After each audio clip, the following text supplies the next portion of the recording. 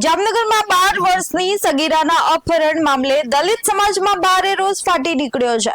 ફરિયાદ નોંધાયેલા 9 દિવસ વીતી ગયા છતાં બાળકીનો કોઈ પતો ન લાગતા સમાજ દ્વારા ધરણા કાર્યક્રમ શરૂ કરવામાં આવ્યો છે। પીડિત પરિવારનો આક્ષેપ છે કે 45 વર્ષનો એક વ્યક્તિ બાળકીને લલચાવી લઈ ગયો હતો અને પોલીસની કાર્યવાહી ધીમી છે। બીજી તરફ પોલીસ દ્વારા 4 ટીમો બાળકીની શોધખોળમાં કાર્યરત હોવાની માહિતી આપવામાં આવી છે। દલિત સમાજે બાળકીને સહી સલામત પરત લાવવાની માંગ સાથે તાત્કાલિક અસરકારક કાર્યવાહી કરવાની માંગ કરી છે અને બાળકી મળી ન આવે ત્યાં સુધી આંદોલન ચાલુ રાખવાની ચીમકી પણ આપી છે। આજે અમારો ધરણાનો કાર્યક્રમ છે।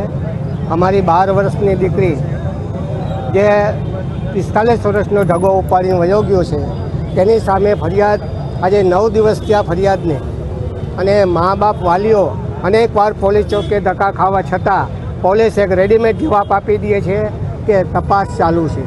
તો તપાસ ત્યાં લગી તો ન હોય કે અઠવાડિયું 15 દિવસે મહિનો થઈ જાય।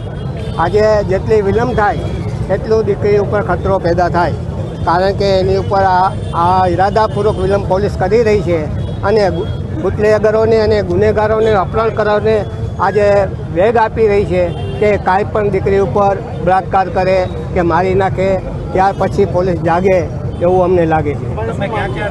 અમારી માંગ છે કે પોલીસ ગમે તેમ કરી ઉતારમાંથી પણ અમારી દીકરી ગોતી લાવે। અમે અગાઉ ડીએસપીને રજૂઆત કરી છે, ફરિયાદ કરી છે। અમને અમારા પ્રતિનિધિઓ ગયા હતા, એને પણ ત્યાં એવો જવાબ આપ્યો કે તપાસ ચાલુ।